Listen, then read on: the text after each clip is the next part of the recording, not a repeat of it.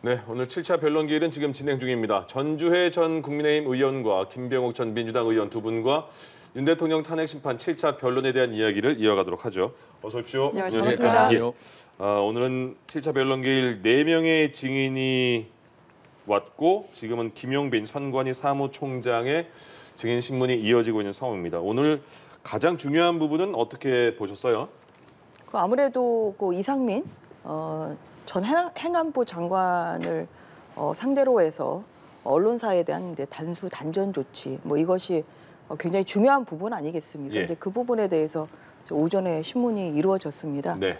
그리고 오후에 신원식 또 안보실장의 경우에는 대통령이 언제부터 이제 비상계엄을 구상을 했냐? 예. 공소장에 이제 적혀 있기로는 작년 3월 이렇게 돼 있고 그 당시에 또 안가에 참석을 했다는 이러한 이제 부분이 있기 때문에 그런 비상계엄을 언제부터 구상했느냐 이 부분에 대해서 좀 집중적으로 오늘 신문이 좀 이루어졌던 것 같습니다. 그리고 방금 이제 끝난 백종욱 전 국정원 전 차장 같은 경우는 작년에 있었던 이제 선관위에 대한 보안 시스템 점검 이 부분과 관련한 집중적인 또 신문이 있었고요. 예. 지금 이루어지고 있는 김용빈 중앙선관위의 이제 사무총장을 또 상대로 해서 선관위의 이런 선거 시스템에 오류가 있는지 없는지 그런 부분을 좀 집중적으로 신문을 이루어질 것 같습니다. 이제 그 동기와 관련해서 윤석열 대통령께서 이제 이야기하신 것 중에 이제 하나가 중앙선관위에 계엄 군입한 이유가 부정선거나 그런 선거 시스템을 좀 점검할 필요가 있었다. 지금 그 부분 아니겠습니까? 그래서 그런 필요성이나 동기 그 부분에 대해서 집중적으로 오늘 좀 심리가 이루어진 것 같습니다. 예. 김병욱 의원은 오늘 증인 중에서는 어떤 부분이 가장 중요했을까요? 증언 중에서는. 저도 이상민 전 장관의 이 증언 또는 입장이 상당히 중요하다고 생각하는데요. 예. 오늘 국무회의가 적법했다 이런 식의 말씀을 하셨잖아요. 네네. 저는 이상민 장관이 평생 법조인으로 살았고 또 행안부 장관이고 국무회의 회의록을 작성할 의무와 책임이 있는 분이에요. 예. 그런데 다 아시다시피 회의록이 없다는 거 아니겠습니까? 회의록이 없으니까 부서도 안 했겠죠. 회의록도 없고 부서도 없는데 그것이 합법적인 국무회의로 말씀을 하시는 거 보고 너무 거짓말을 해도 심하게 한다라는 생각을 했어요. 그리고 한덕수 총리나 최상목 부총리나 그다음에 다른 장관들도 국무회의에 형식적, 실질적 흠결이 상당히 많다. 네. 국무회의가 아닌 그런 간담회 정도의 회의였다. 예. 다 그렇게 진술을 하고 있는데 아마 이제 비상계엄 조치의 합법성을 윤석열 대통령 입장에서 옹호를 하다 보니까 저는 무리수를 두는 것 같아요. 근데 분명히 국무회의를 담당하는 장관으로서 회의록과 부서가 없는 그런 회의를 합법적인 회의라고 말씀을 하는 걸 보니까 너무 궁지에 몰려서 저러는 건지 너무 정말 기본적인 법조인과 그다음에 주무부서의 장관으로서 기본적인 사항도 거짓말을 통해서 국민들을 속이려고 하는 저런 모습이 너무나 안타깝고 최소한 그래도 헌법재판소 법정에서만큼은 진실 또 혹시 진실을 말씀 못 하신다 그러면 묵비권을 행사하는 게 낫지 저렇게 거짓말을 해서 장관의 품격 그리고 법조인으로서의 그런 양심을 위반하는 저런 발언들을 계속해 나가는 것이 정말 대한민국을 위해서 정말 좀 안타깝고 답답한 마음을 많이 들었습니다. 그러니까 적법한 국무회의가 이루어진 거냐에 대해서는 말씀하신 것처럼 김영두 재판관도 직접 물어보더라고요. 물어봐서 이상민 전 장관에게 이렇게 한덕수 총리도 그런 식으로 말했고 최상목 권한대행도 당시 장관도 간담회 형식인 줄 알았다 이런 식으로 몇몇 참석 인원들을 짚으면서 그들은 국무회의라고 인식 안 했는데 국무회의라고 보느냐 했더니 이상민 장관은 그 증언 중에서도 대다수가 국무회의로 인식하고 참석했을 것이다 이렇게 말을 했거든요. 재판관은 그렇지 않을 수 있다고 질문을 했고요. 그럼 어떻게 판단을 해야 되죠? 그 비상계엄을 선포하기 전에 적법한 국무회의를 이제 거쳤냐 안 거쳤느냐 이것도 또 절차적인 부분에 있어서 뭐 중요한 부분이라고 할 수 있습니다. 예. 그런데 그 당시의 상황을 인식하는 부분에 있어서는 각각 참석자들의 생각이 다를 수가 있습니다. 그것을 국무회의로 인식을 했다고 오늘 이상민 전 장관은 그렇게 본인이 인식을 하고 있기 때문에 그렇게 네. 진술을 한 것이고요. 예. 예를 들어서 지금 한덕수 총리 같은 경우는 지금 헌법재판소에서 뭐 증인으로 출석한 부분은 없기 때문에 예. 국회에서 이제 증언한 그런 부분들이 있죠. 네. 그래서 그런 부분에 있어서 조금 더 저는 국회에서 출석해서 또 진술한 뭐 그것으로 대체할 것이 아니라 예.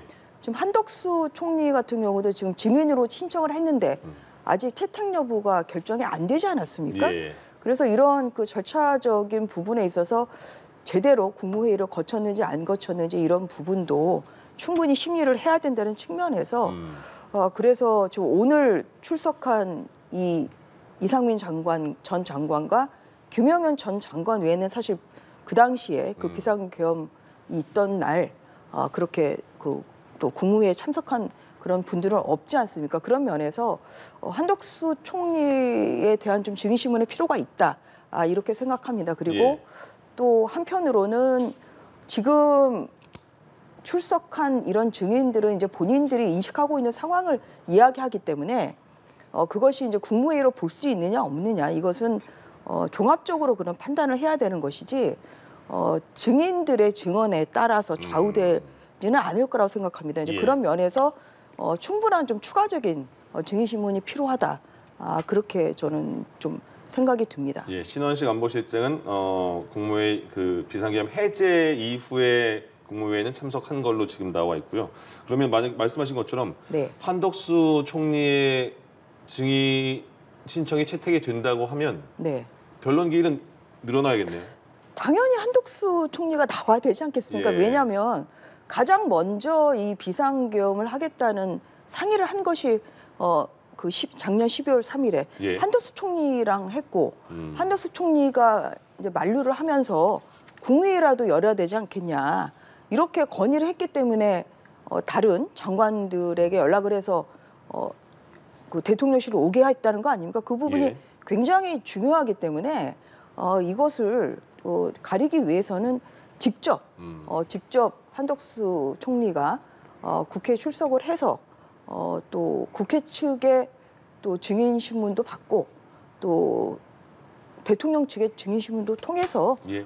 진실을 규명하는 것이 저는 굉장히 중요할 거라고 생각합니다. 이제 오늘 그 윤석열 대통령께서 이제 모두 발언에서도 얘기를 했죠. 네. 이 뭐 검찰이면 검찰, 군 검찰이면 군 검찰, 뭐 공수처면 공수처, 경찰이면 경찰 이렇게 일관된 한 기관이 조사한 것이 아니고 여러 기관이 달려들어서 중구난방으로 조사하고 국회까지 한 청문 기록에 혼재되어 있다. 예. 그래서 여기서 찔끔 저기서 찔끔 해서 이렇게 사실을 짜집기 해서는 안 되는 것이고요. 그리고 헌법재판소에서도 충분히 증거조사를 할 수 있는 권한이 좀 있지 않겠습니까? 그리고 다른 내란 사건의 이 형사적인 재판보다는 지금 헌법재판소의 탄핵소추 사건이 가장 또 빨리 진행이 되고 있기 때문에 그런 면에서 다른 수사기관에서 이거는 직접 헌법재판관들이 직접 물어서 받게 되는 그런 증언들이 아니지 않습니까? 이 수사기록이라는 것은. 예. 그런 면에서 중요한 증인일수록 직접 증인 신문을 통해서 사실 규명을 하는 것이 저 맞다고 생각합니다. 뭐 이것이 만약에 뭐 빨리 종결하기 위해서 예. 추가적인 증인 신문이 이루어지지 않는다고 하면 그것은 졸속 재판이라는 그런 비판을 피할 수가 없는 것이고 그렇게 된다고 하면 헌법재판소가 그 문영배 권한대행과 임미선 그 재판관의 퇴임 시기에 맞춰서 예. 오히려 서둘러서 재판을 했다. 이러한 아마 인상을 국민들에게 줄 수밖에 없지 않을까 하는 그런 우려감을 가지고 있습니다. 지금 말씀하신 윤 대통령의 발언은 헌법재판소가 수사기관의 그 조사 기록을 네. 탄핵 심판의 증거로 사용하겠다, 채택하겠다 이렇게 하는 데에 반발하는 윤 대통령의 그 발언을 네. 말씀하신 것 같아요. 오늘 이제 모두 알겠습니다. 발언에서 이제 그 이야기도 맞습니다. 하셨죠. 예.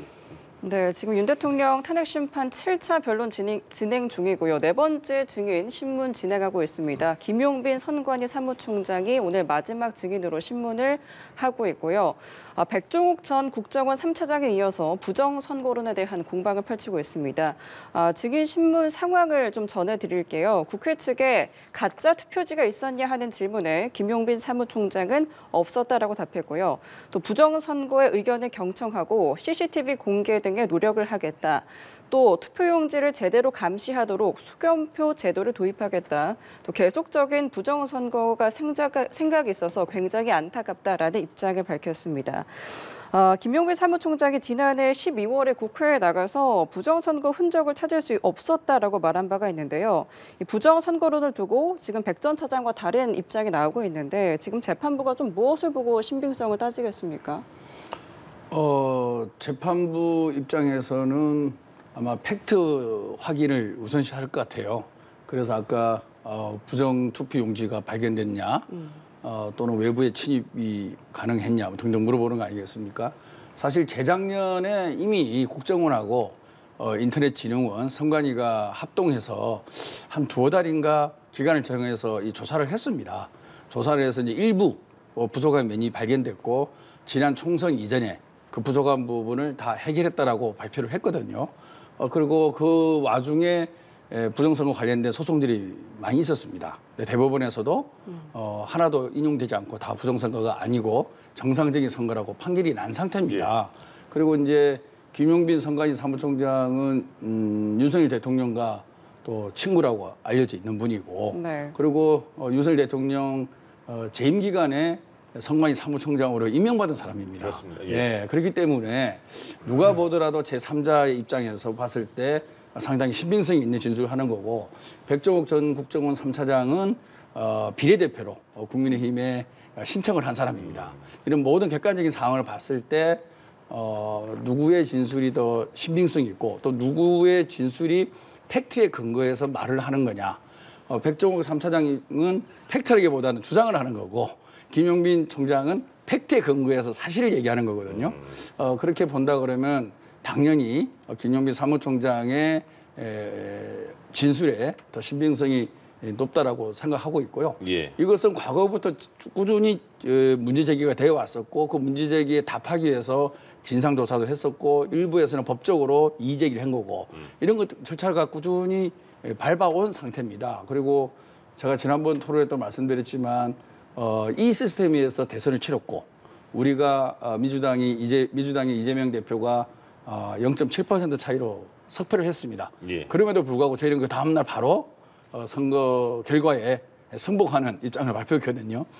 패자는 승복하는데 자꾸 승자가 부정선거라고 얘기하는데 저희는 정말 너무 답답합니다.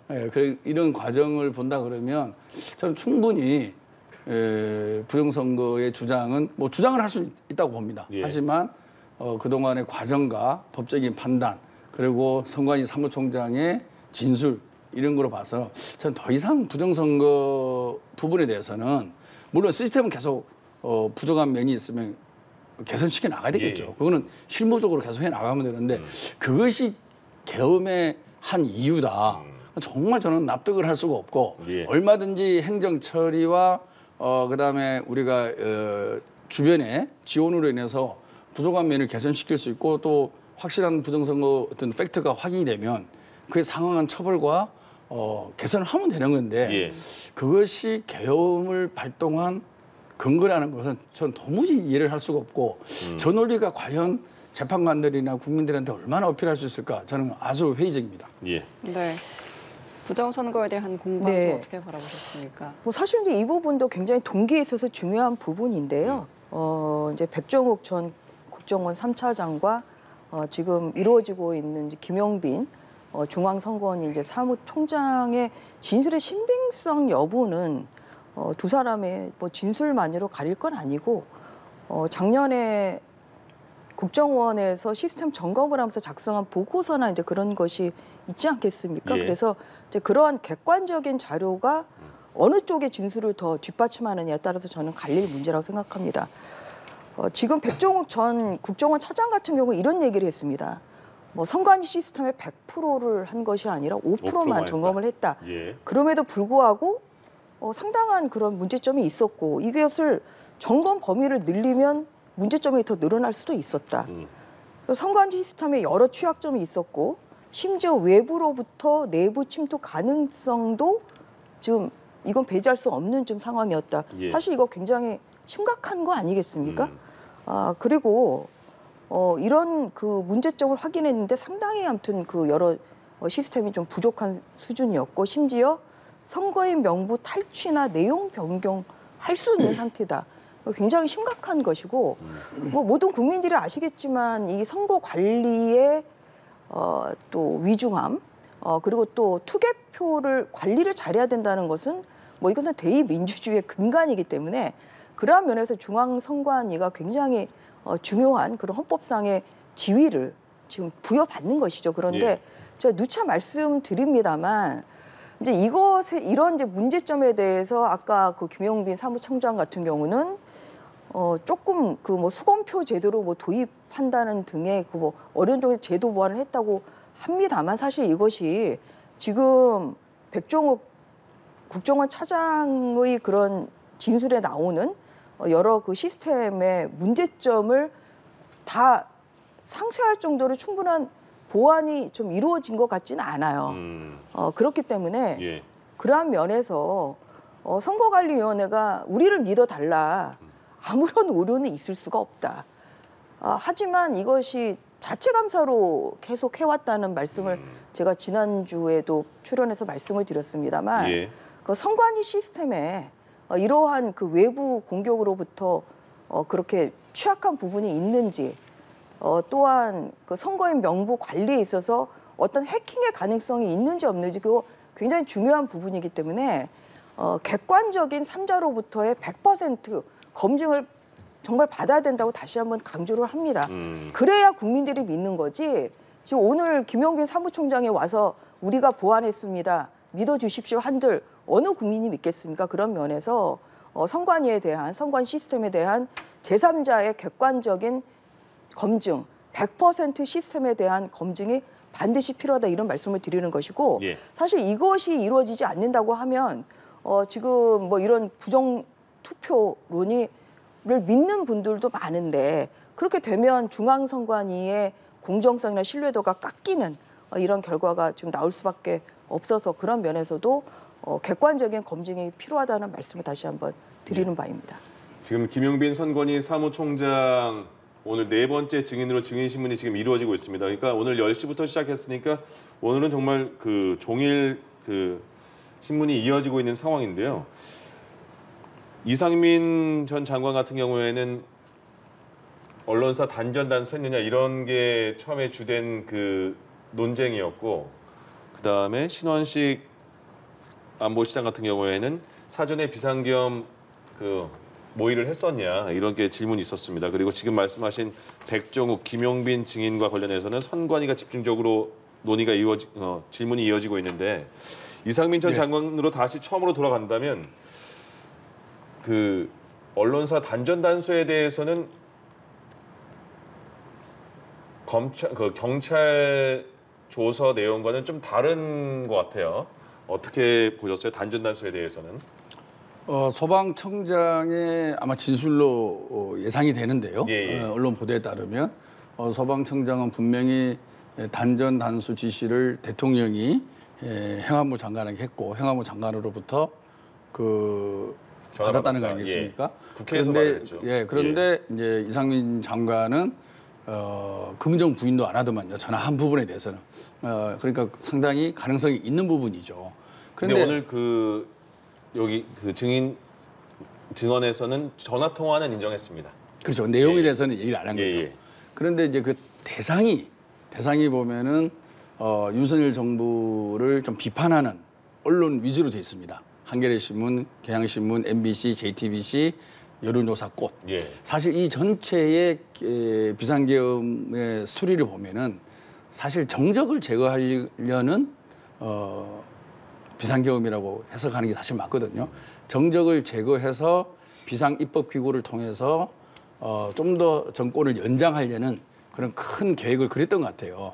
그렇지만 여러 가지 우리 시민들이나 의원들이나 양심적인 군인에 의해서 이것이 계획대로 되지 않고 또 아직은 확인되지 않고 있습니다만 약간의 북을 자극해서 북으로부터 도발을 유도하려고 했는데 또 북이 제대로 그게 호응을 안 해준 측면도 아마 좀 있으면 더 드러날 거라 봅니다.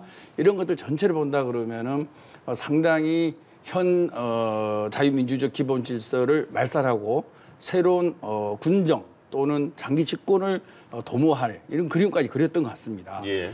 그렇게 본다 그러면 사실 가장 비상겸을 성공시키기 위해서는 언론의 통제가 필수적이고 그 언론 중에서도 그동안에 윤석열 정부를 비판을 강하게 해왔던 그런 언론을 언론의 목소리에 재갈을 물려야 된다는 생각을 했겠죠. 그래서 이게 단전단수 조치라는 게 이게 모든 언론사를 대상으로 했다 그러면은 그 말에 대한 신빙성이 떨어질 수 있겠지만 특정 언론사, 비판적인 언론사를 딱 찍어서 단전단수 조치를 명했다는 것은 상당히 신빙성 있게 볼 필요가 있다. 왜냐 그러면은 뭐 특정 언론사 자꾸 얘기해서 그렇지만 바이든 날리면 그런 소동이 있을 때도 특정 언론사의 기자를 해외 순방 때 탑승을 안 시키고 뭐 여러 가지 있지 않습니까? 그래서 쭉 윤석열 대통령 그동안의 정치 행태를 봤을 때 이 본인의 생각과 본인의 가치와 다른 부분에 대해서는 반드시 좀 제재를 하는 수용하고 포용하고 대화를 통해서 해결하기보다는 알겠습니다. 권력을 통해서 입막음을 하려고 하는 그런 시도들과 노력을 꾸준히 해왔단 말입니다. 그렇게 본다고 하면 단전단수 조치가 오늘은 뭐 완전하게 드러난 건 아니지만 이후에 다른 증언자들의 증언을 통해서 증인들의 증언을 통해서 상당 부분 가시화될 가능성도 상당히 크지 않겠냐 이런 생각을 하고 있습니다. 그러니까 그 소방청장은 국회에서 단전단수 전화 받았다고 했잖아요, 이상민 전 장관에게. 근데 오늘 나온 내용 추가로 더 여쭤보려는 게 있는데 이상민 전 장관이 그 단전단수 내용을 듣지 않았다. 그러나 테이블에 있는 대통령 쪽의 자리 쪽에 있는 테이블에 있는 그 메모를 멀리서 살짝 봤더니 단전단수가 써져 있는 것 같더라. 이렇게 말을 했거든요. 테이블이 거리가 얼마나 되는지 모르겠습니다만은 어쨌든 멀리 있는 테이블에 있는 그 쪽지 내용을 봤다는 거예요. 그리고 소방청장에 전화를 했지만 단전단수 얘기 꺼내지 않았다. 이건 어떻게 저희가 해석해야 될까요? 그러니까 이상민 전 장관의 진술의 취지는 이겁니다. 그러니까 대통령으로부터 단전단수가 적힌 쪽지를 받은 적은 없다. 또 제3자를 통해서도 그 쪽지를 받은 적은 없다. 쪽지를 받은 적은 없다. 이제 봤다. 그거고요. 대통령으로부터 단전단수 하라는 지시를 받은 적도 없다. 그러니까 구체적인 지시를 대통령으로부터 받은 적은 지금 없다. 이렇게 오늘 진술을 했거든요. 근데 여기에 반해서 그런데 이제 소방청장과 통화했다는 것은 이제 이것은 인정을 했죠. 근데 그 내용은 단전단수를 지시하는 내용은 아니었다. 오히려 혹시나 하는 뭐 이런 안전사고에 대한 우려를 얘기한 것이다. 그리고 본인이 단전단수 쪽지를 받았다거나 구체적인 지시를 받았으면 바로 전화를 했겠지 않냐. 그런데 이제 본인 진술로는 이상민 장관 진술로는 한 2시간 지나서 통화를 했다고 하지 않았습니까? 뭐 광화문으로 오면서 전화했다고 이제 그렇게 진술을 해서 근데 그런 면에서는 저는 그 전화 시점이 굉장히 중요하기 때문에 만약에 대통령이 직접적으로 지시했다고 하면 바로 전화를 했어야죠. 그런데 가장 중요한 것은 이제 몇 시에 통화했는지 이상민 전 장관의 진술대로 근데 그것이 뭐 계엄령 선포한 10시 반 저녁 10시 반에서 뭐 11시 사이에 있었다고 하면 뭐 이것은 어떠한 그런 뭐 지시를 받은 정황으로 볼 수 있지만 12시 넘어서 뭐 전화를 했다고 하면 그것은 지시를 받았다고 할 수가 없는 거죠. 그래서 그런 면에서 일단 전화 시점 굉장히 중요하다. 두 번째로는 그 허석권 이제 소방청장은 지난 13일 행안위에 출석해서 이렇게 이제 얘기를 했죠. 언론사 단전단수 협조 지시가 있었느냐. 근데 여기에 대해서는 맞다 아니다라고 얘기한 게 아니라 약간 그런 뉘앙스 굉장히 모호하게 얘기를 했어요. 굉장히 구체적이지가 않거든요. 그리고 그러면 뭐 언론에 나오는 대로 그러면 특정 언론사가 있었는지 없었는지 사실 그런 부분에 있어서도 지금 이 허석권 소방청장에 대한 어떤 진술 조서가 헌법재판소에 제출이 됐는지는 모르겠습니다만 저는 이 단전 단수를 실제로 지시를 받았고 또 실행을 하려고 했는데 사실 이 부분도 계엄의 위헌성, 위법성 부분에 굉장히 중요한 부분이기 때문에 예.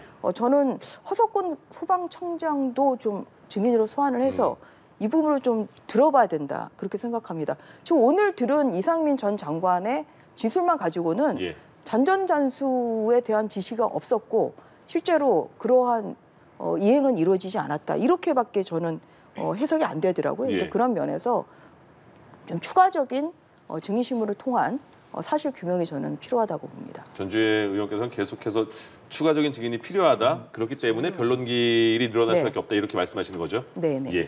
네, 지금 단전 단수 지시와 함께 또 국무회의 상황과 절차가 적법했는지 이 두 가지가 쟁점이었습니다.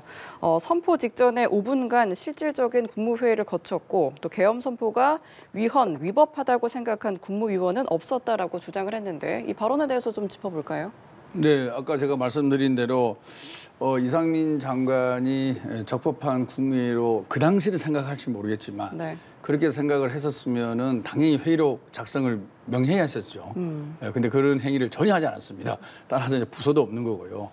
그래서 이거는 정말 저는 뚱딴지 같은 주장이라고 생각합니다. 본인이 주무부처 장관이에요. 그러면 그게 합법한 국무회의라고 생각했으면 당연히 회의록을 작성하게끔 하고 안 하면은 그걸 받아야 되는 거 아니겠습니까? 네. 그리고 장관들도 사인하라 그러고. 근데 그런 얘기를 하나도 안 했다는 거 아닙니까? 근데 이렇더라고요. 아까 그 증언을 들어보니까 너무 위급한 상황이고 비밀을 요하는 상황이었기 때문에 나중에 전자 서명을 하면 될 거라고 생각을 했다라는 그 발언을 했고요. 근데 전자 서명을 실제로 하지는 않은 것 같아요. 그렇죠. 예. 그러니까 다 핑계죠. 다 이제 빠져나가기 위한 명분과 장꾀를 부리는 건데요. 다시 말해서 이 형식과 내용을 갖춘 국무회의라고 본인도 생각을 순간 했는지는 모르겠습니다. 그건 알 수가 없는 거죠. 예. 하지만 그 이후에 직접 이제 서명을 하든지 또는 전자 서명을 하든지 그런 노력을 했냐 이거죠. 저는 안 했다고 알고 있습니다. 그러면 본인도 이것이 그냥 대통령의 명령을 받기 위한 요식 행위에 불과한 과정으로 인식을 하고 그렇지만 여기 와서는 이거는 사실 죄가 되진 않는다고 생각합니다. 이렇게 자기 의견을 얘기하는 거니까 예, 팩트가 예. 아니고 그런 부분에 대해서는 윤석열 대통령한테 조금이나마 도움을 주려는 다시 말해서 절차와 과정을 제대로 거친 비상계엄 조치라는 국무회의를 거쳤다라는 것에 대해서 조금이나마 힘을 실어주기 위한 그런 발언이라고 보는데 아마 재판부에서는 전혀 받아줄 수가 없는 거죠.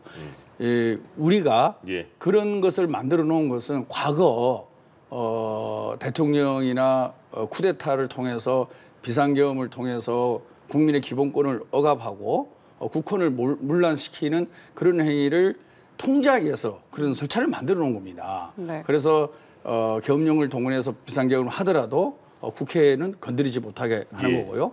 국무회의에 심의를 거치게 하는 거고요. 그리고 부서를 하게 하는 거고요. 국회에 통보하게 하는 겁니다. 그리고 국회에서 과반수로 비상계엄을 해제할 수 있는 권한까지도 부여하는 겁니다. 예. 이거는 우리나라의 민주주의 역사상 과거에 그런 불행한 역사를 되풀이하지 않고 이제는 정말 제대로 된 선진국의 민주주의를 지키자. 그게 국민적 합의가 헌법과憲법에 나와 있는 거거든요.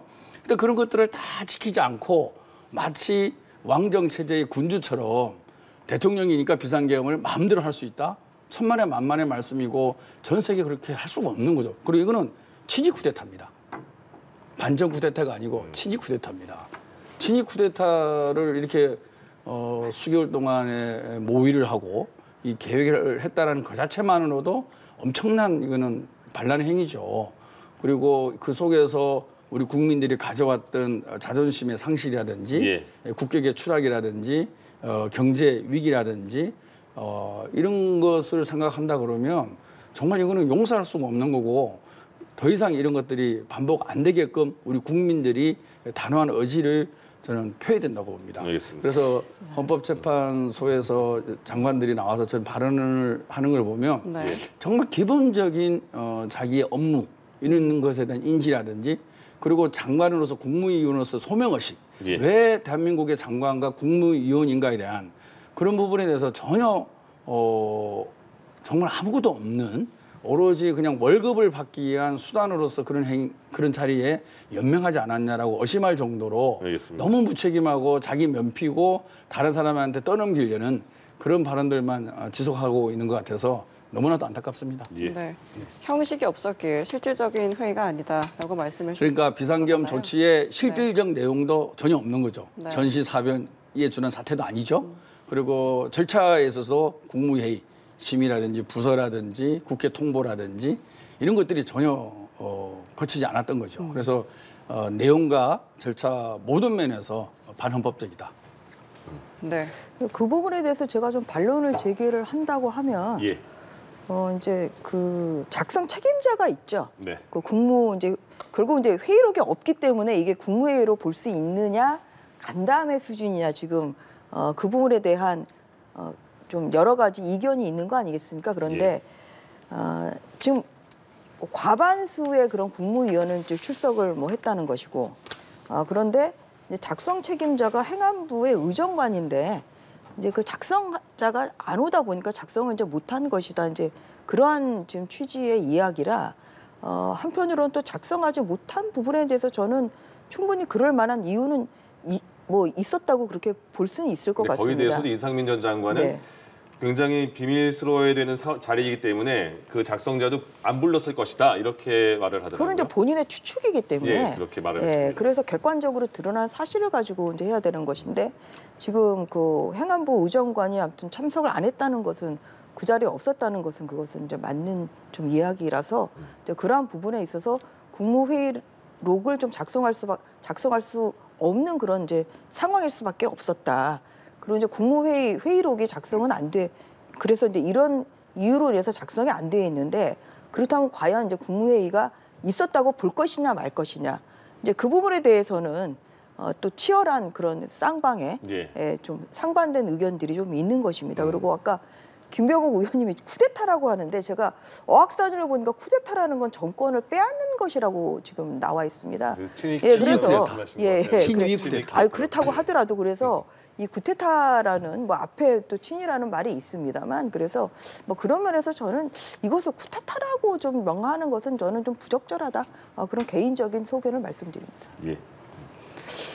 오늘 첫 번째 이상민 전 장관 그리고 신원식 안보실장이 두 번째 증인으로 나와 있고요. 지금 마지막 네 번째 증인 신문이 진행 중인데 그럼 두 번째 신원식 전 장관 그 안보실장에 대해서는요. 그거거든요. 3월 말 4월 초 삼청동 안가에서 몇 명이 모였다는 거 아닙니까? 네. 거기서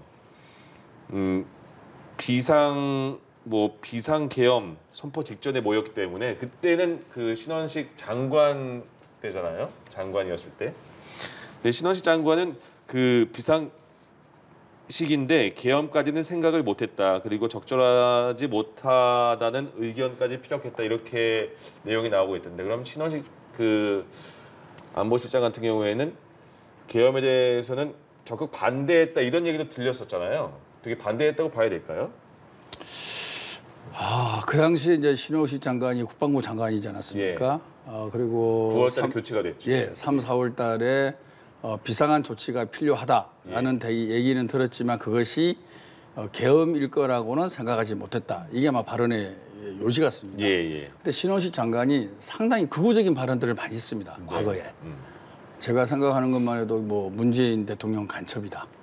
문재인 대통령 모가지를 따는 건 시간 문제다. 이런 얘기 했던 것 같고요. 그리고 12.12 쿠데타를 옹호를 했었죠. 그리고 5.18 조치도 비호하는 그런 발언도 했었고요. 그리고 이완용의 매국 행위에 대해서도 어쩔 수 없는 측면이 있었다. 이런 발언까지 했습니다. 근데 그 신원식 장관의 우리 국회에서 또는 그 이전에 이런 발언들이 이제 인사청문회에서도 상당히 많이 논란이 됐지 않습니까? 그만큼 상당히 기본적인 사고 자체가 군 중심 그리고 약간 전제주의적 사고 방식 그리고 약간 그 이데올로기적으로는 극우적인 이런 발언들을 쭉 해오신 분입니다. 그렇기 때문에 이제 국방부 장관으로 발탁이 된 거죠. 그리고 아마 그때 발탁을 했을 때는 이런 비상계엄까지 염두에 둔 인사였지 않았냐는 생각을 합니다.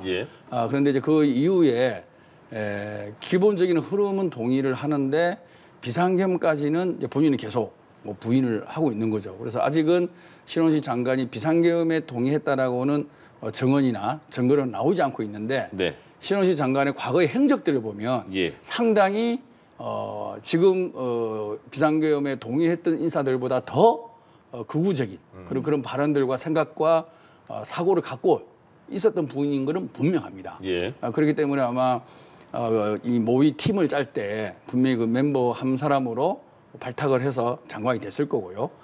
그런데 이제 그 이후에 대해서는 아직은 뚜렷한 증거와 증언은 없는 부분이죠. 하지만 예. 본인의 그동안의 행적들을 보면 상당히 같은 생각과 같은 행동을 했을 개연성은 충분히 있는 그런 생각과 발언을 해오신 분은 분명합니다. 예. 그러니까 신원식 안보실장은 비상조치 관련 이야기는 들었지만 계엄까지는 생각 못했고 적절하지 못하다는 의견을 피력했다 이렇게 오늘 또 언급을 했습니다. 그러니까 본인은 반대했다는 그런 뜻 아닐까요? 당연히 이제 반대를 하니까 예. 뭐 비상계엄 부분에 있어서 김용현 전 장관하고 주로 상의를 대통령께서 하신 거 아니겠습니까? 예. 그리고 3월이나 4월에 작년 3월이나 4월에 비상조치 사실 뭐 구체적인 내용이 없지 않습니까? 예. 그냥 그 알맹이가 없어요. 네. 그러니까 비상조치가 어떤 뭘 게 의미하는 비상조치인지. 건지. 예.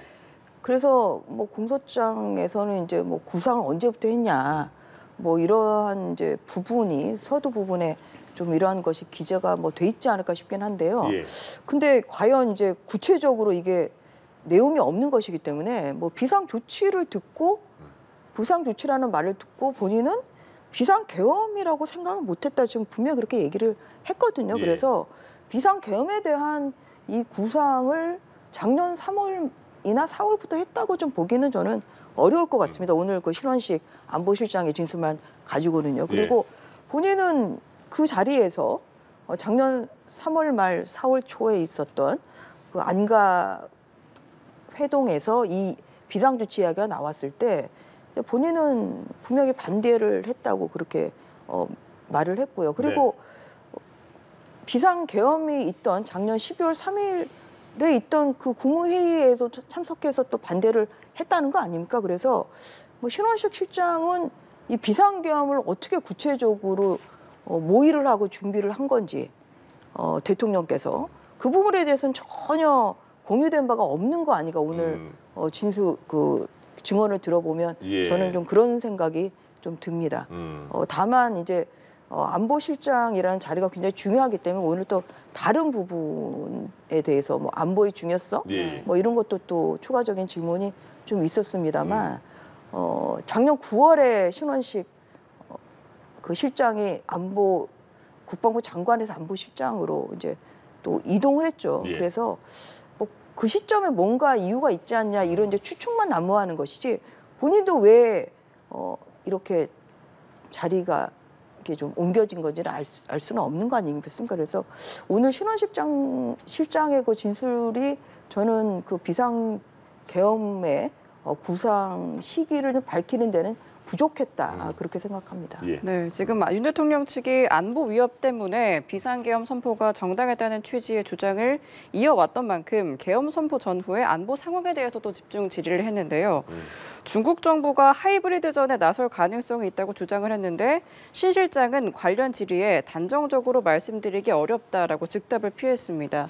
윤 대통령 측에서 신원식 실장에게 좀 야권의 친중 정책에 대한 질문을 했는데 이런 이유는 뭐라고 보세요? 사실은 이제 비상계엄에 명분이 없지 않습니까? 명분이 없는데 이제 계엄이 두 종류가 있지 않습니까? 경비계엄이 있고 비상계엄이 있습니다. 경비계엄은 이제 외부의 적으로부터 전쟁과 같은 사태가 벌어질 때 취하는 거고 이제 비상계엄은 내부의 혼란 또는 폭동 이런 거지 않습니까? 근데 사실은 제가 생각해 보면 경비계엄을 생각했던 것 같아요.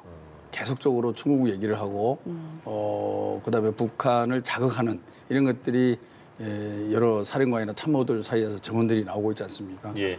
그런데 북한이 제대로 응해주지를 않은 거죠. 사실 모르겠습니다. 왜 이 북한이 또 나름대로 그런 판단을 했는지 드론이라든지 많은 부분을 자극을 한 거죠. 그리고 원점 타격을 북한에서 풍선을 띄웠을 때 우리가 원점 타격을 해서 자극을 하는 그런 어떤 관련된 자료들도 많이 나오고 있지 않습니까? 전반적으로 보면 북한과 중국을 자극하려는 그런 시도들은 꽤 했던 것 같아요. 예, 그리고 국내의 반중 정서를 또 건드려서 이것을 약간 이데올로기화, 이념화시키면서 본인의 이런 군사 동원을 합리화시킨 이런 것들을 꾸준히 모의를 했던 것 같은데 신원식 전 장관이 8월에 윤석열 대통령의 그런 어떻게 보면 유도신문에 응답을 안 해준 거 아니겠습니까? 네. 아마 본인이 보기에도 이런 것까지 이렇게 자기가 응해주기에는 예. 정말로 대한민국의 안보를 정치에 이용하는 그런 측면에서 상당히 좀 멈칫하지 않았을까. 충분히 윤석열 대통령 편들고 옹호해 줄 만한 위치에 있는 분인데 그 발언에 대해서 동의를 하지 않는 것은 과도하게 이런 남북 관계나 군사 문제를 갖고 정치로 끌어들이는 부분에 대해서 본인도 예. 이 정도는 아니지 않느냐. 아마 그 선에서 답을 안 하지 않았을까라고 생각하고 있습니다. 그렇게 해서는 안 되죠. 예. 네, 반론을 바로 들어볼까요? 그 안보 이제 위협에 있어서 오늘 뭐 예를 들어서 이제 오늘 간첩죄 이제 뭐 이런 얘기도 좀 나왔습니다만 사실 이제 국가 기밀 이제 군사 기밀에 있어서 이 간첩죄에 대한 또 개정이 국회에서 이루어지고 있었고 개정 논의에 대해서 또 민주당에서 굉장히 또 굉장히 긍정적으로 그렇게 반응을 보이다가 예. 막판에 또 반대가 되는 바람에 간첩죄를 간첩죄 이제 외국인으로 그렇게 확대하는 이제 그 부분에 대한 이 개정이 안 이루어졌죠. 그런데 뭐 산업 스파이도 있고 또 어떤 그런 뭐 북한의 간첩이라는 뭐 이러한 개념도 전통적인 개념도 있습니다만 또 한편으로 보면은 뭐 산업 스파이랄지 아니면 군사 기밀 스파이 이런 외국 특히나 이제 뭐 중국이나 아니면은 뭐 다른 이제 나라로부터 이루어지는 이제 이런 부분이 있기 때문에 이제 그러한 부분에 있어서 지금 그 시스템이 좀 이런 안보를 위협받을 수도 있고 그리고 또 안보를 좀 지켜 나가는 데 있어서 좀 문제가 있다. 좀 이러한 또 질문도 오늘 있지 않았습니까? 예, 좀 그런 차원에서 오늘 뭐 신원식 실장에 대한 그런 질의는 증인신문은 좀 있었던 걸로 그렇게 저는 생각합니다. 그리고 예. 신원식 실장은 이제 저와 같이 21대 이제 국회의원 생활도 했습니다만 제가 봤을 때 참 군인이세요. 그래서 오늘 하신 말씀 중에서 군인이 정치에 뭐 이용된다거나 뭐 동원돼서는 안 된다. 뭐 이런 이야기를 했기 때문에 예. 아마 이제 이렇게 그 비상 계엄으로 인해서 군의 사기가 굉장히 저하되지 않았습니까? 그래서 또 그런 면에 있어서 굉장히 좀 본인 개인적으로는 굉장히 안타까운 마음을 가지고 있지 않을까 예. 하는 좀 그런 생각도 해봤습니다. 윤석열 대통령이 그 저번에도 이런 언급을 한 것 같은데요. 또 오늘도 똑같이 했습니다. 비슷하게. 그러니까 민주당에 대한 얘기를 한 게 이런 겁니다. 야당과 대화 타협 없이 독단적으로 계엄을 선포했다 이렇게 국회 측이 지적을 했습니다. 그러니까 윤 대통령이 직접 반박을 한 건데 문명 국가 현대 사회에서 볼 수 없는 줄 탄핵이 정권을 파괴할 목적이었다. 그리고 이게 너무 악의적이었다 이렇게 말하면서 정부 예산안 설명하러 국회를 갔더니 민주당 의원들이 그냥 박수 한번 쳐주면 될 걸 시정연설하는데 야당 의원들이 고개도 돌리고 악수도 거부하고 마지막에 나오는데 거기다 뭐 악수 거부하고 면전에서 그만 돌아라는 말도 하고 마지막에 정말 끝에 몇 명만 악수해 주더라. 박수 한번 쳐주면 될 걸 그렇게 뭐 대통령을 대하는데 이렇게까지 언급을 했거든요. 저번에도 한번 언급한 게 있고 이게 굉장히 또 민주당과 타협에 대해서 이런 의견을 낸 거예요. 어떻게 받아들이십니까? 네, 뭐 이 질문에 답하기 전에 그 형법상의 간첩죄 문제는요. 네. 작년 11월에 법안 소위에서 통과됐습니다. 우리 전체 의원님도 잘 아시다시피 국회에서 법안 소위 통과되면 95% 법안이 통과된 거예요. 다만 예. 본회의만 남아 있으니까 그거는 뭐 민주당이 반대했다 이거는 아니라는 말씀을 작년 11월 법안 소위에서 통과됐고요. 윤석열 대통령의 대국회관, 국회를 생각하는 생각이 좀 너무 검찰적 생각을 벗어나지 못하고 있는 거죠. 윤석열 대통령이 취임하고 나서 국회에 왔을 때 다들 악수하고 박수 쳐줬습니다. 기억나시겠죠? 또 윤석열 대통령도 우리 더불어민주당 의원들 사이에 예. 오가면서 악수를 청했고 네네. 저희들도 악수를 했습니다. 그런데 이제 이 정치를 잘 못하고 또 이재명 대표에 대해서 과도한 이런 탄압을 하다 보니까 그거는 바뀌는 거죠, 마음이. 그걸 당연히 이해를 해야만이 그게 민주주의죠. 민심이 바뀌면 바뀌는 민심에 맞게끔 정치적인 생각도 바꿔야 되고 또 액션도 달리 나와야 되는 거 아니겠습니까? 근데 무조건 대접만 받으려고 하는 생각 자체가 과연 민주공화국에서 가능한 것인가? 대통령 지지율이 계속 하락하고 있는 와중에 있지 않습니까? 그러면 더 열심히 더불어민주당과 대화를 하고 더 소통을 하려고 노력을 해야 되는데 잘 아시다시피 이재명 대표가 영수회담을 몇 번이나 요청했지 않습니까? 예. 한 번도 받아주지 않았습니다. 총선에서 대표하고 나서 딱 한 번 형식적 대화를 한 거죠. 한동훈 전 대표와의 대화도 마찬가지 아닙니까? 과연 누가 어떤 문제를 갖고 있는지 아마 국민들이 다 알 겁니다. 예. 줄곧 우리 야당과 여당에서도 대화의 요청을 계속 해왔습니다만 계속 거부하고 본인의 생각대로 국정을 이끌고 가려고 했던 사람은 바로 윤석열입니다. 그리고 작년에도 대통령 시정연설, 다시 말해 예산안 통과를 협조하기 위한 시정연설에 불참을 하지 않았습니까? 그렇죠. 예. 그럴수록 국회에 나와서 본인의 입장을 얘기하고 야당의 협조를 구해내려고 노력하는 그게 바로 민주주의 아닙니까? 그때 시정연설 불참하면서 오늘 같은 언급을 했었죠. 맞죠. 예. 그래서 다들 우리가 아직도 검찰총장으로 생각하고 계신가? 그런 생각을 했습니다. 국민들이 따끔하게 총선을 통해서 심판을 했지 않습니까? 예.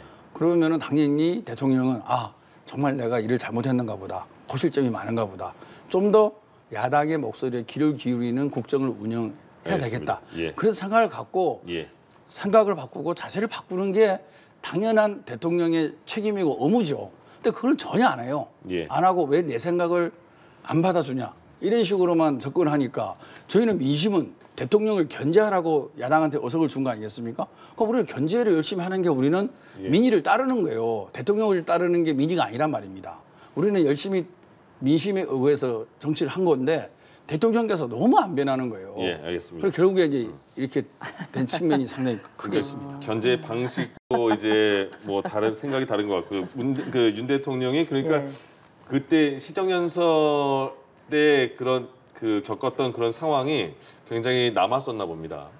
이제 뭐 그 부분에 있어서는 예. 참석을 이제 뭐 하셨었으면 하는 뭐 그런 의견들도 많았죠. 그런데 이제 저는 뭐 윤 대통령께서 좀 참석을 해서 정말 최대한 또 국회를 설득하는 모습을 좀 보일 필요도 있었다 이렇게 생각합니다. 다만 거기에 대한 대가가 너무 치졸하지 않습니까? 거기에 대한 대가가 뭡니까? 줄탄핵. 감사원장까지 탄핵하고 중앙지검장 탄핵하고 심지어 4조 1천억 원의 예산을 초유의 예산을 그냥 일방적으로 삭감을 해버렸습니다. 이게 이런 그 거대 야당의 독주, 사실 뭐 대통령께서 오늘 하시고 싶은 얘기는 거대 야당의 폭주, 근데 이것을 이야기하고 싶으셨던 거 아닌가 싶어요. 예. 그러니까 그 시정 연설에 안 간다고 해서 이렇게 줄탄핵을 하고 오늘 또 이런 얘기도 하셨죠. 정말 이거 탄핵권 저는 남용이라고 생각하는데요. 이 20번이 넘는 이 근거 없는 이 이제 줄탄핵이 이루어져서 국정이 마비되고 그리고 또 행정이 마비되고 좀 이러한 지금 상황인데 이렇게 민주당이 탄핵권을 남용을 하는 그 잣대라고 하면 본인도 비상계엄 할 수 있는 거 아니냐 이런 얘기까지 할 정도로 저는 이번에 여러 가지 사태를 통해서 바로 잡아야 될 것은 물론 뭐 비상계엄의 뭐 위헌성이나 또 위법성에 대한 판단은 헌법재판소에서 지금 하고 있습니다만 이런 그 탄핵권의 남용 사실 이 부분이 저는 어느 정도 시리어징이 돼야 된다고 생각합니다. 이것을 견제할 수 있는 기관이 없어요. 이렇게 그 탄핵권이 남용이 됐을 때 그러면 이 남용 그 탄핵을 소추를 한 대표 의원이 정말 뭐 어떤 그 책임을 지든지 하는 그런 책임 저는 탄핵제가 필요하다고 생각합니다. 예. 지금까지 이루어진 윤석열 정부의 좀 국무위원들이나 또 행정관리들을 상대로 이루어진 탄핵에서 탄핵안이 인용된 것이 단 한 건도 없지 않습니까? 그래서 그런데 이제 헌법재판소상 그 법상 권한정지가 되기 때문에 이것이 탄핵이라는 거 파면인데요. 예.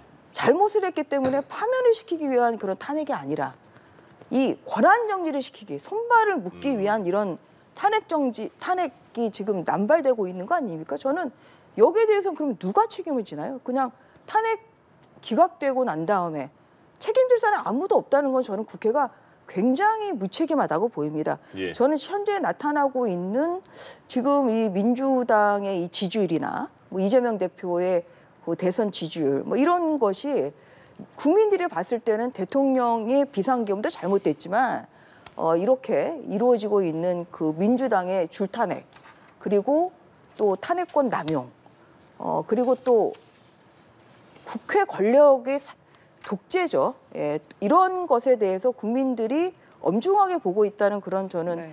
시그널이라고 보고 있습니다. 이런 예. 면에서 탄핵을 그 소추 오늘 재판에서 나왔던 것도 민주당의 이 야당 폭주 그리고 이제 그런 것에 대한 경고를 위해서 대통령께서 비상계엄을 했다고 말씀을 하셨기 때문에 예. 뭐 그런 차원의 좀 발언이었다고 이해하고 있습니다. 그러니까 네. 지금 보면요, 그 윤 대통령 측 변호인단과 국회 측 변호인단이 이렇게 확 나뉘고 있는 것 같습니다. 뭐냐면 탄핵권 남발이다, 29번의 탄핵을 했다, 이렇게 탄핵권 남발이다 주장을 하고요. 국회 측은 오늘 아침에 PPT를 띄워주면서 한 발표에서도 윤 대통령이 25번의 거부권을 남발했다 이렇게 말을 했거든요. 그러니까 탄핵권 남발 대 거부권의 남발 이렇게 지금 계속 싸우고 있는 것 같아요. 어떻게 둘 다 잘못된 겁니까? 어떻게 판단해야 됩니까? 참 저도 이제 국회의원 8년 생활하면서 예. 거부권과 탄핵을 경험하지 않습니까? 예. 근데 거부권은 대통령이 최종적으로 결정할 수 있는 권한이고요. 저희가 탄핵을 하는 것은 절차이고 최종적인 건 헌법재판소사입니다. 네. 미국은 하원에서 탄핵 결의를 하고 상원에서 결정하거든요. 국회가 다 결정하는 거죠. 우리는 국회가 다 결정하지 않습니다. 먼저 그걸 국민들이 좀 이해를 해주시면 좋겠습니다. 그래서 너무 입법권의 과잉 행사 아니냐 이런 비판에 대해서 충분히 저희가 예. 겸허하고 열린 마음으로 받아들여야 된다는 부분은 충분히 이해하는데 예. 대통령이 임명한 사람을 인사청문회 하지 않습니까? 정말 무자격자가 많아요. 어떻게 저런 극우 인사, 시대의 흐름에 전혀 안 맞는 30년 전 사람들을 계속 이렇게 인사를 통해서 회전문 인사를 하지 않습니까? 아무리 지적을 해도 대통령이 임명을 하면 끝인 게 우리나라의 구조입니다. 예. 그렇지 않습니까? 그리고 그 사람이 여러 가지 이제 잘못된 행위를 하면 국회에서 할 수 있는 방법은 아무것도 없어요. 할 수 있는 유일한 방법이 탄핵입니다. 그러니까 탄핵이라는 게 국회에서 하는 것은 정치적으로 경고를 하는 거죠. 예. 그리고 최종적인 결정은 헌법재판소에서 하는 거 아니겠습니까? 그 전체를 국민들이 한번 봐주시면 좋겠습니다. 어떤 사람을 임명을 하고 인사청문회를 하고 예. 그중에 적격 부적격이 나옴에도 불구하고 대통령은 100% 임명을 합니다. 임명을 하고 그 사람의 이제 여러 가지 법률적인 위반 사항이라든지 이런 부분에 대해서 국회가 탄핵을 하고 최종 결정은 헌법재판소에서 합니다. 예. 그러면 이 인사를 한 대통령의 문제를 어떤 방법으로 견제할 것인가? 없습니다. 국회가 할 수 있는 방법이. 이런 대통령의 정말 시대 착오적이고 무자격자를 회전문으로 인사하는 부분에 대해서 예. 국회에서 견제할 방법이 없습니다. 근데 견제는 이해는 합니다만 하나- 이런 거 아닐까요? 너무 남발이다 이런 그렇죠. 내용 아니에요? 그 예. 부분은 이제 당연히 저희도 정치적으로 예, 예. 고민을 할 수밖에 없는 거죠. 하지만 이 구조를 좀 이해해 주셔야 됩니다. 네네. 지금은 대통령이 월등한 권한을 갖고 있습니다. 예. 법안도 마찬가지죠. 저희가 법안을 만들어도 대통령이 거부권을 행사하면 이제 불가능하지 않습니까? 제의하면 3분의 2가 되기 때문에 네. 거의 쉽지 않습니다. 그래서 마치 지금 대한민국 그리고 예산도 아까 말씀하셨는데 예산 편성권은 국회에 없습니다. 정부가 편성권이 있는 거고요. 저희가 할 수 있는 방법은 삭감밖에 없습니다. 예. 증액을 하려면 정부의 동의를 얻어서 증액을 하는 겁니다. 그럼 국회가 정부를 견제하는 것은 삭감밖에 없습니다. 이런 전체 구조를 갖고 이 삼권 분립 체계에서 어떻게 대통령의 권한을 입법부가 견제를 하고 입법부가 과도하게 행사했을 때 대통령이 어떻게 국회에 대해서 액션을 취하는 게 좋은 건지 전체를 봐주십사 예. 그런 것을 부탁을 드리고요. 네. 제가 경험한 바로는 현 윤석열 정부가 너무 무능력하면서 과도한 권한을 행사하는 거예요. 그리고 민의에 기울이지 않아요. 그런 부분들이 계속 과도하게 오다 보니까 저희가 국회는 민의를 반영하고 민의는 뭐냐? 견제를 하라. 예. 윤석열 대통령이 잘못된 것을 지적을 하고 제대로 좀 일을 하게 하라는 거 아니겠습니까? 그런 부분에서 예산도 삭감을 하는 거고 탄핵도 일부 하는 거고 이런 과정이다. 예. 물론 그것이 얼마나 과하냐, 얼마나 잦냐 그런 비판에 대해서는 또 저희가 나름대로 고민을 해야 되겠지만 예. 과정은 그런 거다. 이런 알겠습니다. 부분을 좀 이해를 해주십사 말씀드립니다. 아니 김병욱 의원님 말씀을 드리면 네. 결국은 탄핵권 남용을 이제 자인하시는 말씀이세요. 왜냐하면 탄핵이라는 건 중대한 헌법상 법률상의 위반, 자격이 없는 사람이 되는 것이 문제가 아니라 자격이 없다는 것이 탄핵 사유는 될 수는 없는 거죠. 직무를 수행함에 있어서 중대한 헌법이나 법률을 위반했을 때 탄핵 소추가 되는 거 아니겠습니까? 그런데 지금 무자격자가 되는 거와 지금 탄핵이 무슨 관계입니까? 거기다가 최재 감사원장 보십시오. 최후의 감사원장 지금 탄핵이고 아직 이 사건은 작년 12월에 탄핵했는데 아직 진행도 첫 재판도 아직 시작 안 했습니다. 최재 감사원장 문재인 대통령이 임명하신 분입니다. 2021년 11월에 이분이 이 감사원장이 취임하셨는데 그럼 이분이 무슨 무자격자라서 그러면 탄핵을 하신 거예요? 그래서 그런 면에서 이 아까 얘기하신 이 마음에 안 드니까 결국은 탄핵을 한다. 이준석 방통위원장 같은 경우도 그 MBC와 관련한 어떤 그런 결정을 내리려고 하니까 뭐 그런 것을 이제 피하기 위해서 결국은 170일 이상 지금 결국 직무정지 돼 있지 않았습니까? 그래서 그러한 면에서 굉장히 이 목적이 정당하지 않고 정말 그 수단화되는 탄핵을 어떠한 그런 그 수단으로 이용하는 그러한 것이 남발되는 것 자체가 이 부분이 사실 저는 심각한 문제라고 보고 예. 아까 이제 김병우 의원님께서 좋은 얘기 하셨습니다만 네. 지금 이제 개헌론 이야기가 나오고 있습니다. 그래서 이러한 면에서 어떠한 그러면 대통령의 또 그 권한 행사에 대한 견제도 필요하지만 또 국회 권력에 대한 권한 행사의 견제도 필요하지 않습니까? 이런 면에서 좀 국민들이 사실 이제 이 부분에 대해서 굉장히 적극적으로 공감하시기 때문에 예. 좀 개헌을 통해서 그런 그 대통령의 권한 그리고 또 국회 권한을 서로 좀 상호 견제할 수 있는 그러한 좀 생산적인 좀 개헌론이 저는 좀 진행되면 좋겠다 그렇게 생각합니다. 예. 네.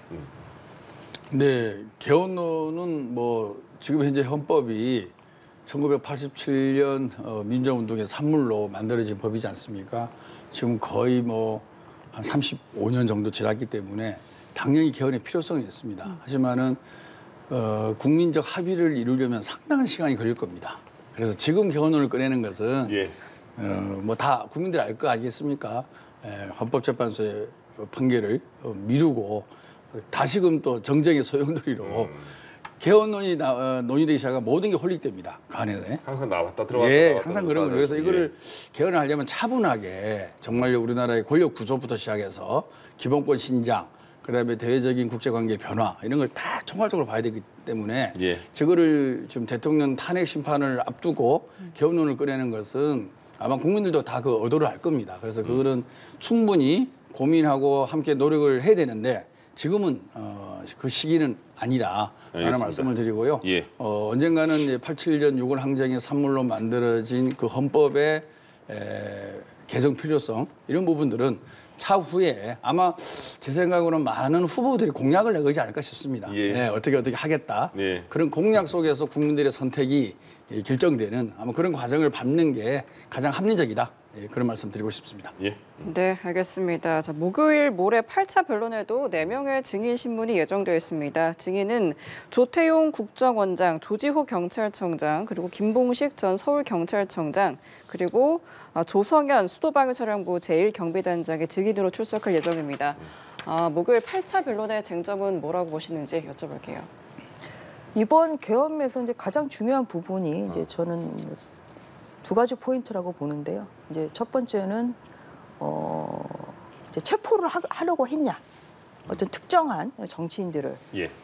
그다음에 또 하나는 이제 국회의사당 내에 있는 본회의장에 있는 국회의원들을 이제 끌어내라고 지시를 했냐. 사실 이 부분이 이제 국회 장악이나 국회를 마비를 실제로 하려고 했는지 안 했는지 이 부분에 있어서 굉장히 중요한 부분이라고 생각합니다. 예. 그런데 이제 조지호 경찰청장은 지금 뭐 그날 또 뭐 국회를 좀 그 봉쇄하는 뭐 이러한 지금 역할을 좀 했다고 그렇게 그런 혐의로 지금 기소가 돼 있는 부분이기 때문에 네. 그날 그 국회 봉쇄와 관련한 부분에 있어서 굉장히 중요한 증인이고 그 부분에 대해서 또 증인 신문이 이루어질 거라고 또 생각을 합니다. 예. 네.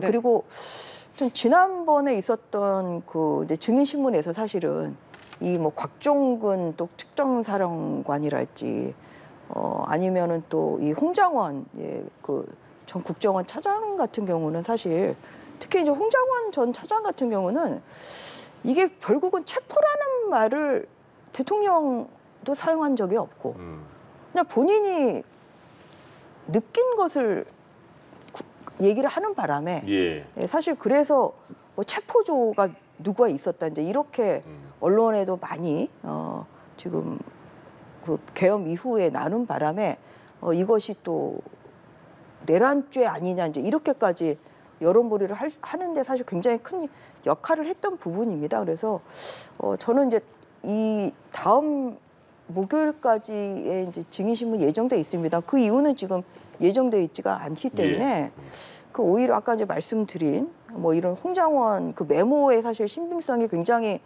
지난 증인신문에서 많이 또 좀 저하가 되는 그런 이야기가 있었죠. 본인이 오락가락했고 그리고 또 곽종근 또 특전사령관도 이제 확실하지 않은 이런 것을 얘기를 했기 때문에 좀 그런 차원에서 좀 추가적으로 이 두 부분에 대한 좀 추가적인 증인이 있으면 좀 증인신문이 이루어질 필요가 있다 이렇게 생각을 하고요. 예.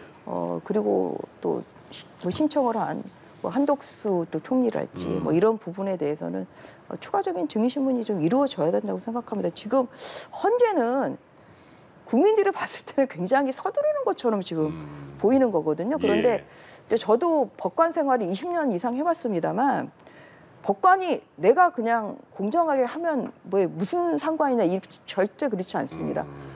재판을 받는 사람이 저 재판부가 공정하구나 하는 외관을 가지게 하는 게 굉장히 중요하거든요. 근데 지금 이루어지고 있는 헌법재판소의 재판은 물론 재판을 받고 있는 윤석열 대통령도 이제 그렇게 생각 안 하시겠지만 보는 그냥 제3자적인 국민들이 봐서도 헌법재판소가 왜 이렇게 서두르지? 그리고 좀 약간 좀 공정하지 않은 거 아닌가 하는 그런 생각이 많이 들어요. 그런 면에서 어떠한 결론이 날지는 모르겠습니다만 헌법재판소의 공정성과 신뢰도를 담보한다는 입장에서 절차적인 절차적으로 공정하게 보이려고 하는 그런 노력이 굉장히 중요하다. 그런 말씀을 다시 한번 드리고요. 예. 그런 면에서 헌법재판소의 재판이 단심이기 때문에 그래서 그런 면에서도 충분한 탄핵 소추를 당한 그 대통령 측의 방어권 부정이 충분히 필요하다. 예. 그렇게 다시 한번 말씀드리겠습니다. 네, 우선 8차 변론의 핵심적인 인물은 뭐라고 보시는지 어떤 게 쟁점이라고 보세요? 이게 전부 다 8차에 나오시는 분들이 다 국회랑 관련돼 있지 않습니까? 네. 사실은 이게 과거에 이제 군부에 의해서 비상계엄을 하고 특히 전두환 전 대통령이 이제 국보위라는 비상입법기구를 만든 이후에 국회는 비상계엄을 하더라도 국회는 건드리지 말아라는 게 국민적 합의였습니다. 국회가 오히려 비상계엄을 견제하는 거죠. 근데 시내에는 장갑차 같은 게 하나도 없었습니다. 오로지 모든 병력이 국회 그리고 일부가 선관위를 간 거 아니겠습니까? 그러면 왜 윤석열 대통령이 비상계엄을 했을까? 결국에는 국회의 기능을 마비시키고 국회를 대체할 입법기구를 통해서 새로운 정권 연장 또는 정권의 문제점이 아닌 새로운 출발을 할 수 있는 근거를 만들기 위해서 국회 모든 정성을 쏟은 것 같아요.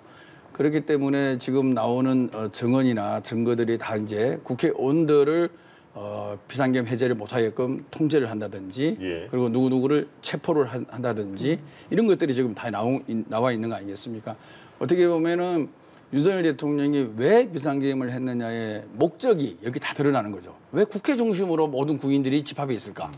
다시 말해서 사회 질서는 평온하다는 거죠. 반대로 얘기하면 사회 질서가 문란했을 때 어려울 때 비상계엄을 통해서 질서를 회복하는 거잖아요. 전시가 아닌 경우는 그게 다 목적입니다. 그런데 전혀 시내에는 군인들이 없었어요. 모든 국민들이 국회에 집중돼 있었습니다. 그 상황을 제대로 이제 파악하기 위한 8차 변론이라고 보고요. 특히 이제 조태용 국정원장은 홍장원 1차장하고 진술이 어긋나는 부분에 대한 확인을 할 거라고 보고요. 조지호 청장과 김봉식 경찰청장은 아마 사전 모의에도 깊이 좀 관여되어 있는 보도들이 많이 나오고 있습니다. 그래서 국회 전체 외곽 경비를 확실히 하기 위해서 그건 결국에는 국회의 기능을 권능을 없애기 위한 조치겠죠. 그런 부분에서 특히 사전적으로 깊이 개입한 부분이 있고요. 그리고 조성현 수방사 제1경비단장은 헌재가 직권으로 채택한 몇 안 되는 증인입니다. 아마 이진우 수방사령관이 계속 부인을 하고 검찰 진술과 다른 그런 어떤 발언들이 계속 나오기 때문에 아마 제 직속 중간 간부를 통해서 사실을 확인하려고 하는.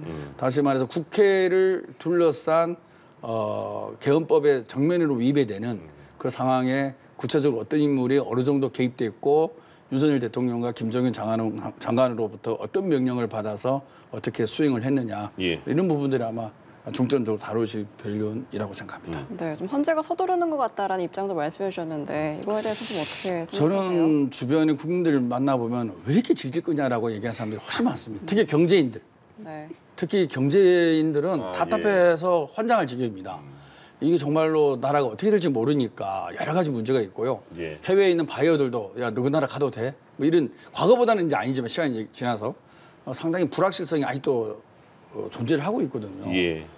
경제에서 가장 안 좋은 것은 심리적인 불확실성입니다. 지금 그게 제일 많은 거죠. 그래서 당연히 피고인의 방어권과 그다음에 재판받을 권리를 보장하는 것은 당연한 거죠.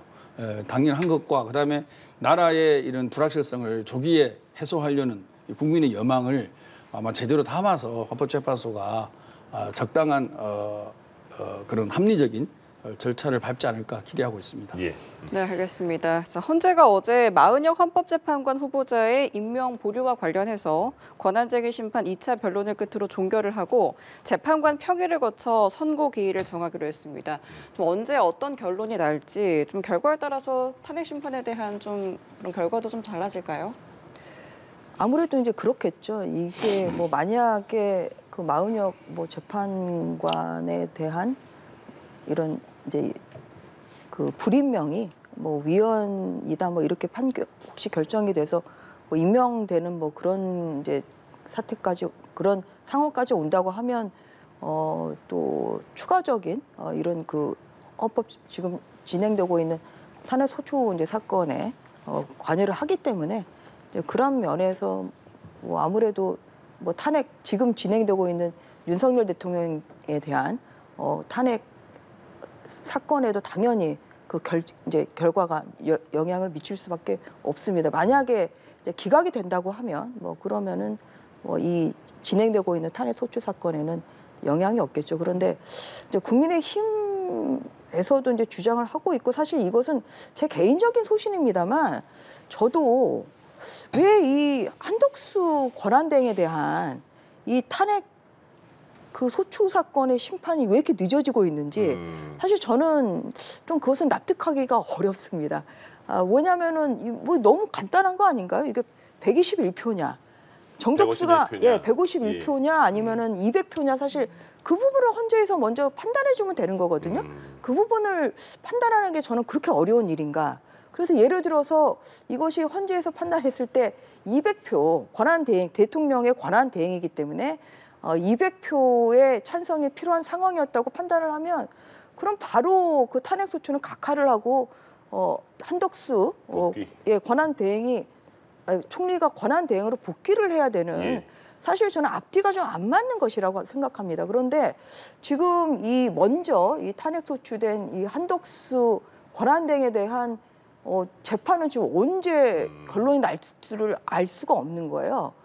그런데 이제 그 마은혁 재판관의 이제 불임명에 대해서는 오히려 그 이후에 탄핵 소추 이후에 지금 국회의장이 혼자 국회 의결을 거치지 않고 지금 헌법 권한쟁의 심판을 한 상태 아닙니까?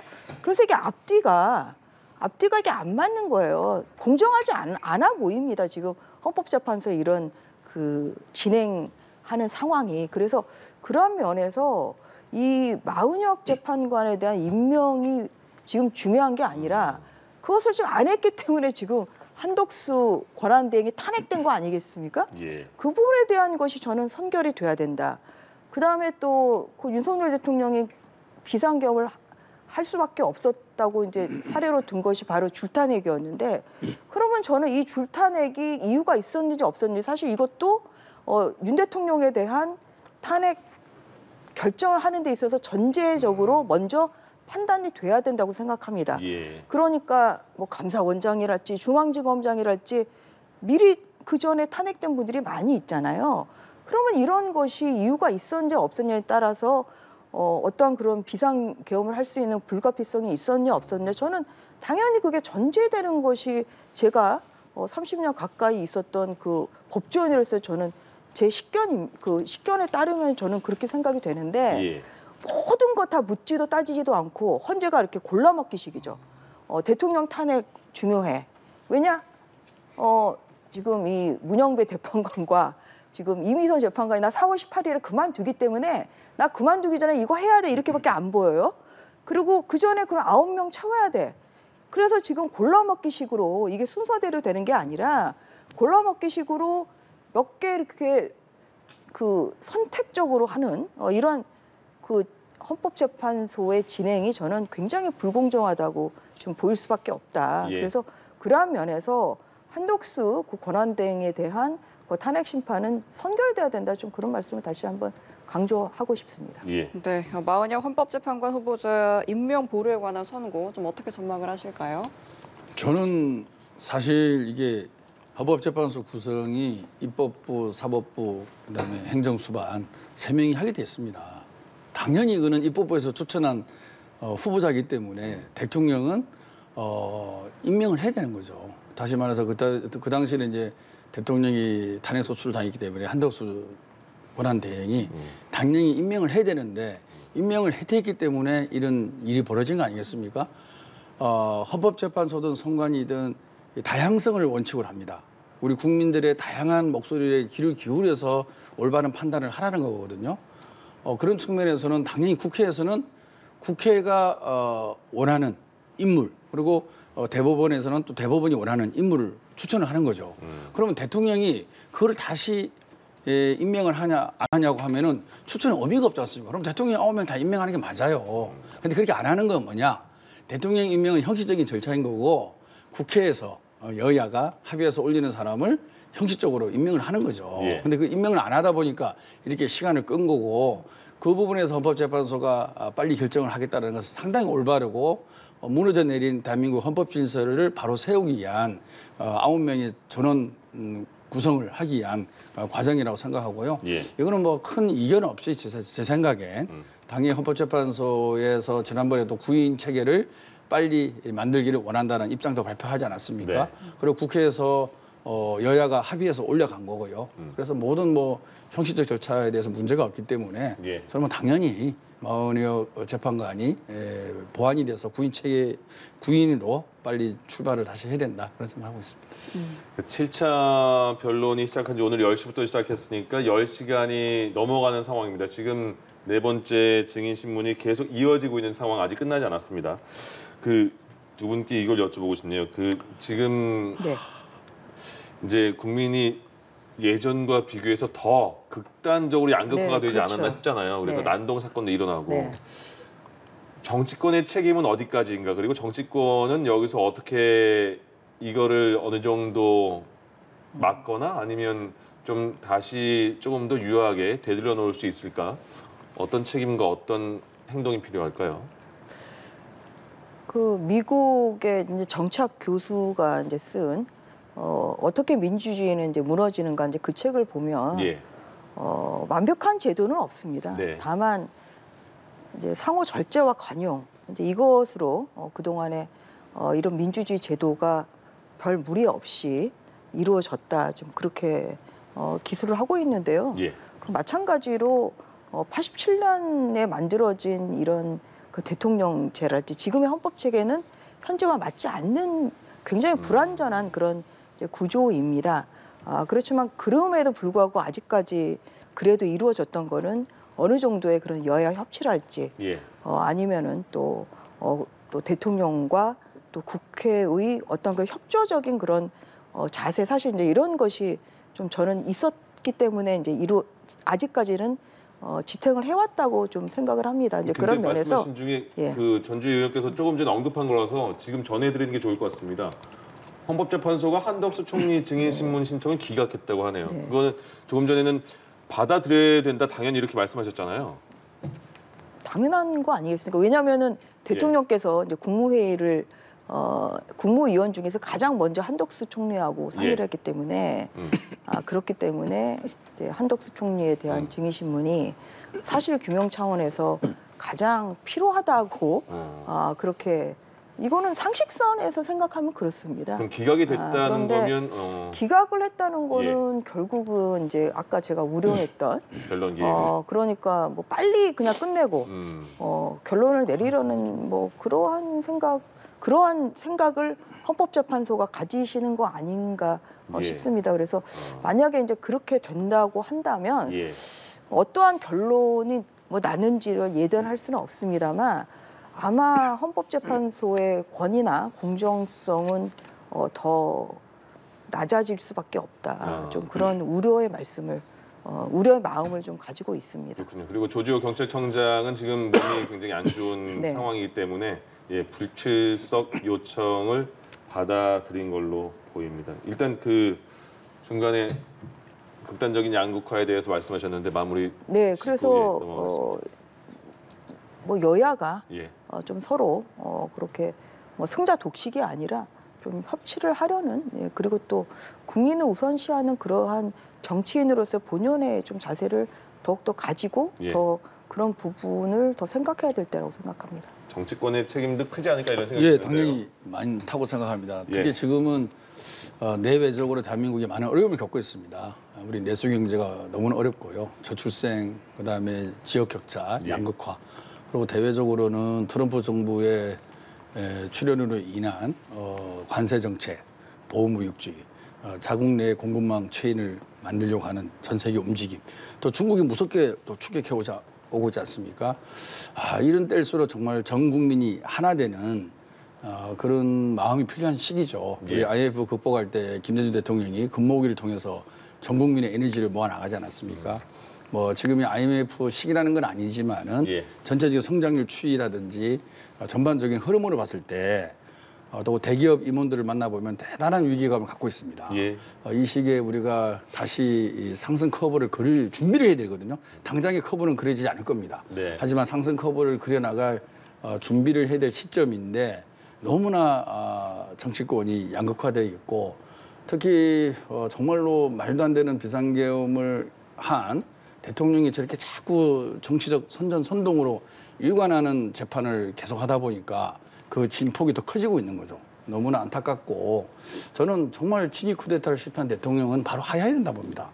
헌법재판 심판받을 이유도 없는 거죠. 저런 불법을 저지르고 재판을 통해서 계속 궤변을 늘어놓는 저런 장면들이 지속되고 그게 의해서 또 극우 유튜버들이 확대 재생산하고 이런 것들이 계속 지속된다고 하면은 과연 대한민국 국익에 무슨 도움이 될 것인가 정말 묻지 않을 수가 없고요. 지금 대한민국 어렵습니다. 전 국민을 하나로 만들 모든 정치권이나 사회적 리더들이 힘을 모아야 될 그런 시점이라고 생각합니다. 지금 8시 10분이 넘은 11분이 지나가고 있는데요. 오늘 10시부터 윤석열 대통령 탄핵 심판 7차 변론이 시작이 됐고 10시간이 넘은 상황에서 지금 조금 전에 변론이 끝났다는 소식이 들어왔습니다. 이제 양측 대리인단이 나와서 이제 브리핑을 짧게라도 하지 않을까 그런 싶은데요. 저희가 현장 상황이 들어오면 저희가 또 전달해 드리도록 하겠습니다. 이제 말씀드린 바와 같이 8차 변론만 정해진 변론은 8차 변론만 남았습니다. 내일 모레 오전 10시부터 시작이 됩니다. 10시부터 시작이 되고 4명의 증인이 또 증인 신문이 이루어집니다.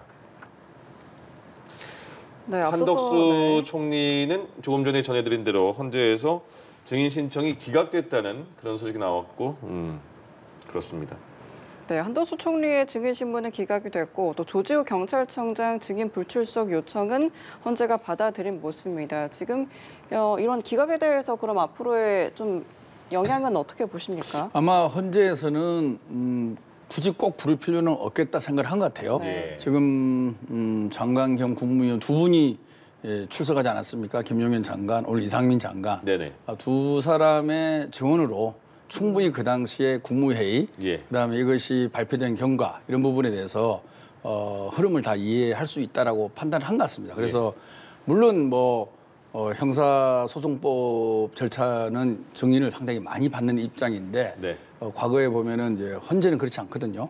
그런 어떤 과거의 전례, 그다음에 국민들께서 빨리 이 부분에 대해서 결론을 내려달라 이런 국민의 여망도 있고 그리고 충분히 이 실체적 진실을 파헤치는데 예. 계속 그럼 모든 국무위원들 다 부르려야 된다 또 이런 주장도 있을 수 있으니까 기존에 두 사람의 국무위원의 증언만으로도 예. 충분히 비상계엄 조치가 발표된 경위와 과정을 파악할 수 있다라고 아마 헌법재판소는 판단한 그 결과가 저렇게 나오지 않았나 싶습니다. 그러니까 말씀하신 국민의 여망이 갈리는 것 같다는 거죠. 왜냐하면 그 전주의 의원께서는 너무 서두르는 목소리도 많다 이렇게 말씀하셔서 당연히 한덕수 총리를 증인으로 신청해야 되는데 왜 기각이 되냐 이런 말씀이시잖아요. 그러니까 뭐냐면 두 가지 포인트입니다. 이제 예. 뭐냐면 이 헌법재판소 사건은 좀 180일 이내에 결정해야 된다 이렇게 돼 있어서 네네. 지금 아직 90일도 안 돼 있습니다. 그래서 너무 빠르다. 그리고 헌재가 언제 그렇게 제 180일 이내 결정한 예도 거의 없고요. 그래서 전직 이제 대통령에 그런 대해서는 면에서 그랬죠. 예. 이제 그렇고 또 뭐 박근혜 전 대통령 사건 같은 경우에도 1월 3일에 첫 심리를 시작해서 2월 27일에 끝났습니다. 네. 그런데 지금 이 속도로 하면은 지금 윤 대통령 사건 같은 경우는 1월 14일에 이제 변론 기일은 1월 14일에 시작을 했죠. 예. 그랬는데 지금 8차에서 끝나면은 오히려 좀 더 빨리 종결이 될 수 짧죠. 있는 거 아닌가요? 예. 또 그런 면에서 이게 박 전 대통령 사건과 선례와 비교하더라도 이것은 너무 빠른 그런 지금 속도다. 그리고 누차 말씀드립니다만 이것은 단심제이기 때문에 근데 그러한 면에서도 충분한 사실 규명이 필요하고 지금 내란죄로 기소만 돼 있을 뿐이고 아직 뭐 수사기관에서 진술만 했을 뿐이지 예. 그 진술의 신빙성을 확인할 수 있는 것은 사실은 문서만 가지고 할 수가 없어요. 그러니까 증인신문이 중요한 이유는 증인이 증언을 하고 쌍방에 또 증언을 하지만 또 직접 재판관들이 물어볼 수 있거든요. 그런 걸 통해서 이 증인의 증언이 사실인지 아닌지 이런 신빙성 판단을 하는데 굉장히 유효합니다. 예. 그런데 이 직접 부르지 않고 종이로 작성된 직접 조사하지도 않은 이러한 서류만 가지고 이 사실 판단을 한다는 것은 사실 오히려 오류에 빠질 가능성이 굉장히 높기 때문에 예. 그러한 면에서도 이 사건 특히 대통령을 파면하느냐 아니냐 굉장히 중요한 시점 아니겠습니까? 그렇기 때문에 그러한 면에서 서두를 것이 아니라 충분한 저는 사실 규명을 위한 노력을 헌법재판소에서 해야 된다. 예. 그런 면에서 저는 누가 될지 모르겠습니다만 좀 추가적인 이 상태에서 8차에서 끝낸다고 하면은 그것은 그냥 재판을 하다가 그냥 빨리빨리 그냥 이렇게 보따리 싸서 가겠다는 이런 것으로 비춰질 가능성이 굉장히 크기 때문에 예. 그런 면에서 헌법재판소의 결정에 대한 저는 불복을 할 수밖에 없는 상황으로 예. 내 빛일 수가 있기 때문에 그런 면에서도 충분한 심리가 필요하다는 말씀을 다시 한번 강조하는 바입니다. 그러니까 지금 이제 내일 모레 헌재가 잡아놓은 변론 기일은 내일 모레 8차 변론 기일이 끝입니다. 근데 조금 전에 전해드린 바와 같이 헌재가 한덕수 총리에 대한 증인 신청은 기각을 했습니다. 그러니까 기각을 했다는 거지 그 다른 증인은 어떤 증인이 채택이 될지 그래서 변론 기일이 늘어날지는 아직 모르는 상황입니다. 일단 7차 변론이 오늘은 끝났고 8차 변론 기일 내일 모레가 진행되는데 증인 4명 중에 또 조지호 경찰청장은 지금 몸이 그 질병으로 좋지가 않기 때문에 불출석을 받아들였습니다. 그래서 8차 변론 기일에는 10시부터 오전 10시부터 3명의 증인이 이제 나오게 됩니다. 네, 이 시간 전주회 전 국민의힘 의원, 김병국 전 민주당 의원 두 분과 함께 이야기 나눠봤습니다. 오늘 말씀 고맙습니다. 고맙습니다. 수고하셨습니다.